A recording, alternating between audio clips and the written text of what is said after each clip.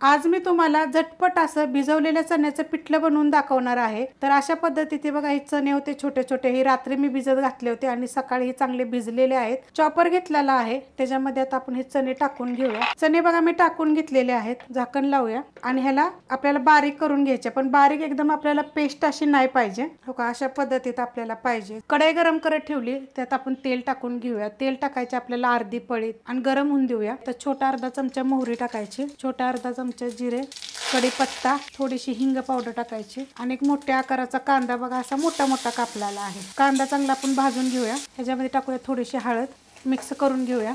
आता ह्याच्यामध्ये बघा 7 मिरच्या आहेत, त्या हिरव्या मिरच्या कमी तिखटवाल्या आहेत त्या, एक गड्डी लसूण आहे, अर्धा चमचा जिरे आहे, असे कुटून घेतलेलं आहे। आता ही पण ह्याच्यामध्ये 2 मिनिटं एकसारखं आपण परतून घेऊया।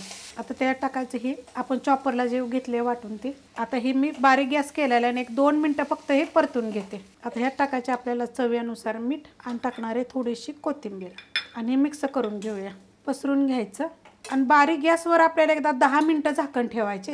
गॅस वाढवायचा नाहीये, जर तुमची कढई पातळ असेल तर खाली लागेल, हे लक्षात ठेवायचं। त्यामुळे बारीक गॅसवर झाकून ठेवायचं। 10 ते 15 मिनिटं झालेत बघा, मी झाकण ठेवलं तर बारीक गॅसवर। तर बघा असे मस्त असं झालेलं आहे आणि एकदा हलवायचं अधूनमधून, तुमची जर कढई असेल ना तर हलवायचं। तर असं बघा मस्त असं पिठलं होतं, एकदम सुक्क आणि झणझणीत आणि चवीला एकदम वेगळं।